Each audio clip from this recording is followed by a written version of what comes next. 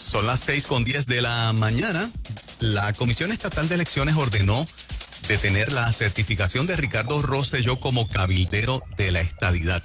La jueza Rebeca de León del Tribunal de Primera Instancia de San Juan declaró al lugar la solicitud de remedio provisional solicitada por el comisionado electoral del partido Proyecto Dignidad, Nelson Rosario, y a estos fines ordenó a la Comisión Estatal de Elecciones y a su presidente Francisco Rosado Colomer a abstenerse de emitir una certificación de elección de Ricardo Rosselló Nevares como cabildero electo por la estadidad hasta tanto se dicte sentencia en el pleito en el que se evalúa si el ex gobernador será o no descalificado por incumplimiento de los requisitos que dio paso a la elección de esos cargos.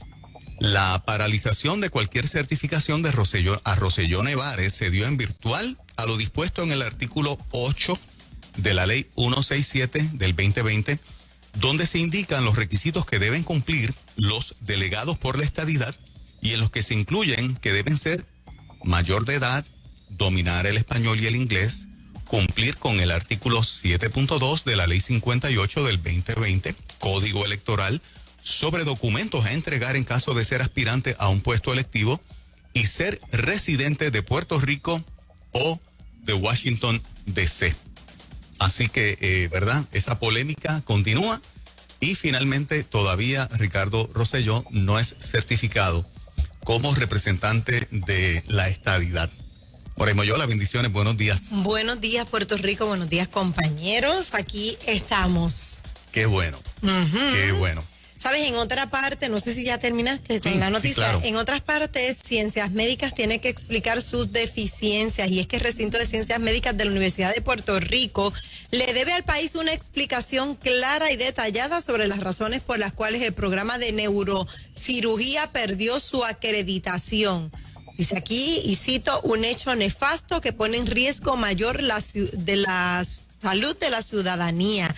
La entidad universitaria está obligada a actuar con transparencia en señal diáfana de que sus servicios y su personal merecen la confianza de los pacientes y de toda población. Así que el programa de neurocirugía ha tenido la misión de asegurar la educación cabal de médicos en esta especialidad. No sé qué implica perder la licencia, pero presumo que es que no pueden seguir trabajando si no tienen esa licencia en esa área, neurocirugía tan importante que es, que se atienden los traumas y demás. Retos que seguimos teniendo. Definitivo, y retos que difíciles. hay que seguir corrigiendo. En otras informaciones, el secretario del Departamento de Desarrollo Económico y Comercio, Manuel Sidre Miranda, anunció ayer una feria de empleo para cubrir 4,000 plazas en la industria de restaurantes, en colaboración con el Departamento del Trabajo y Recursos Humanos y la Asociación de Restaurantes de Puerto Rico, conocida como ASORE. La feria se llevará a cabo el martes 29 de junio. ¿Ok? Este próximo martes de 8:30 de la mañana a 3:30 de la tarde va a ser en el Centro de Convenciones de San Juan. El estacionamiento será gratis y se requerirá el uso de mascarillas. Los interesados deben registrarse previamente en la página web ddec.pr.gov ddec.pr.gov/eventos. Deberán llevar su resumen actualizado, identificación con foto, certificado de nacimiento, seguro social, fotos tamaño 2x2, certificado de antecedentes penales y un estado de cuenta de banco para poder realizar depósito directo. Es interesante que parte de las grandes empresas, ¿verdad?, la mayoría conocidas, que forman parte de esta feria de empleo para cubrir 4,000 plazas, está All Around Consultants, Antonino's Pizza, Barrachina Restaurant, Buns Burger, Casa Mofongo, Cayo Caribe, Chili's, Church, El Mesón Sándwiches, Ichiban, IHOP, José Santiago Incorporado, Kentucky Fried Chicken, Katrina Restaurant, Longhorn, McDonald's, Méndez y Compañía, Olive Garden, P.F. Shanks, Pizza Hut, Pollo Tropical, Popeyes, Red Lobster, Romanos Macaroni and Grill, Subway, Taco Bell, Wendy's y algunos más. Así que hay oportunidad para 4,000 personas. La paga a veces está bajita, pero cero es peor, Moraima, pienso yo. Claro, mi pregunta es yo ¿dónde? siempre aspiro a lo más, pero si yo estoy desempleado sin oportunidad de nada, Ajá.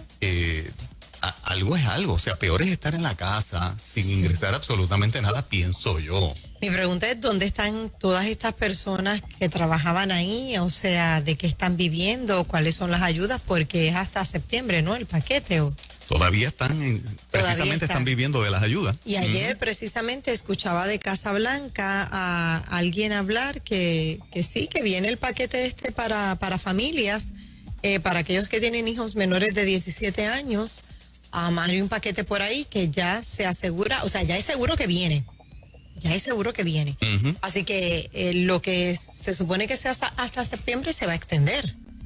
Se va a extender con otra ayuda porque es oficial. No sé si lo escuchaste. Esa parte es totalmente contradictoria. El gobierno sabe la cantidad de empleo que hay disponible.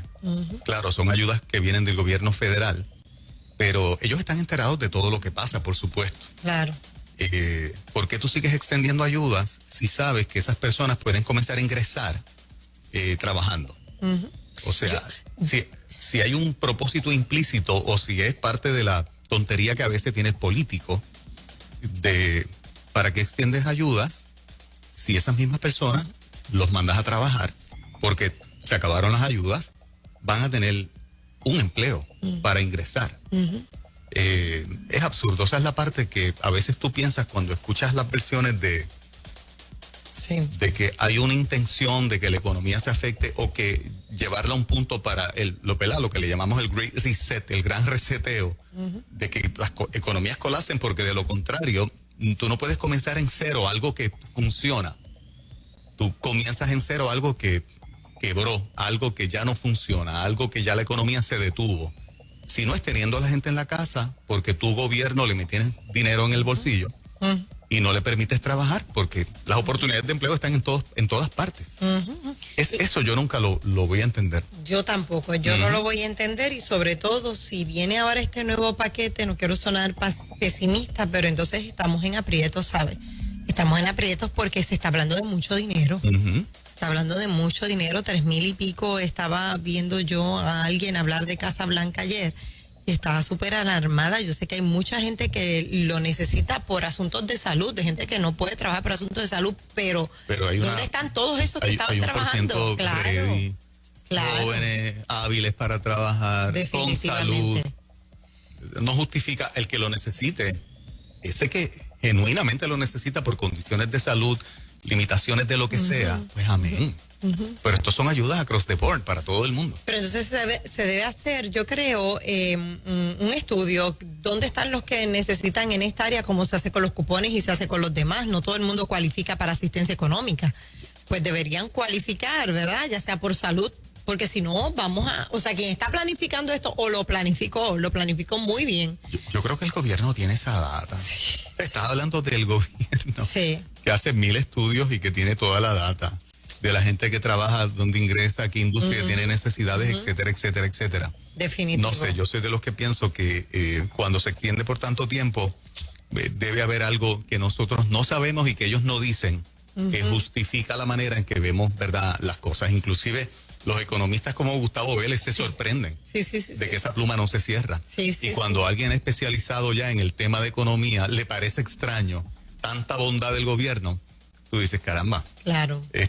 Lo que parece que no se ve bien, pues no se ve bien. Claro, aún al mismo Manolo. O sea, todos saben que Manolo viene de abajo y le gusta lo que es el trabajo, meter mano. Pero conozco su corazón y sé que esto lo tiene bastante. Imagínate, van a hacer esa feria.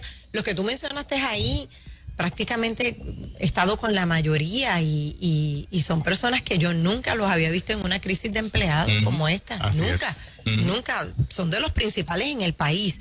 Bueno, dice por aquí, vitales las estadísticas en la prevención del maltrato. Y continúan con esto de las estadísticas. Miren, dicen que una de las herramientas indispensables del Estado para atender el grave problema del maltrato de menores son las estadísticas. Algo está pasando con las estadísticas. La certeza de los datos sobre incidencias, perfiles familiares y causas de estos abusos provee información crítica para el diseño de estrategias interagenciales y políticas públicas efectivas. En una reciente audiencia legislativa, el Instituto de Estadísticas de Puerto Rico advirtió que la agencia no tiene un perfil actualizado, yo no puedo creer esto, sobre el maltrato infantil porque no recibe los datos completos del Departamento de la Familia. Esto tiene que subsanarse con prontitud, citan, porque de lo contrario, ¿cómo van a atender? O sea, que no, esa es la noticia recurrente también. Recurrente. Entonces, que no hubo un tiempo en medio de todo este receso, porque hubo un receso o sea, todavía hay agencias que no están laborando, no sé si del gobierno, yo creo que ya todas se han ido reintegrando, pero estuvieron un año. Todas están trabajando, deben estar trabajando. Estuvieron un año para recaudar esas estadísticas. Se arrastra mucho los pies en cosas que son fundamentales. Como última información, el Senado aprobó con enmiendas un proyecto de la Cámara que busca tipificar como delito la divulgación y publicación de cualquier material explícito de carácter íntimo para establecer la denominada ley contra la venganza pornográfica. Hace unos meses veníamos hablando, ¿verdad?, de que este proyecto había sido sometido. Finalmente ayer en el Senado se aprobó.